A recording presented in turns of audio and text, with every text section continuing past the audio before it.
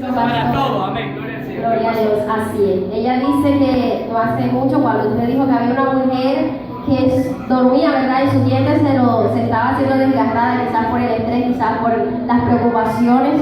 Ella dice que me pidió a mí, me dijo, hermana, préstame un espejo.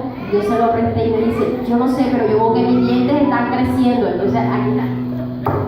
¡Wow! Eso Dios lo puede hacer, amén. ¿Qué pasó, pastora? Esta mañana yo cuido de una hermana y le digo, hermana, necesito que usted me preste un balde.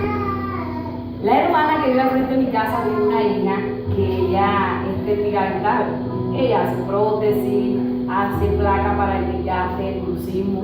Y yo pensé dentro de mí, tengo ganas como de hablar con María Alejandra, a ver si me hace una placa, porque los dientes se me están desgastando bastante, tanto que estaba llegando al límite que los tenía así triangulados.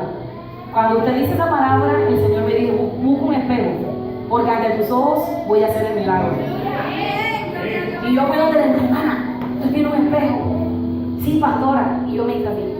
Cuando me hice así, yo tenía un diente partido, que la niña Sofía me lo partió con un vaso.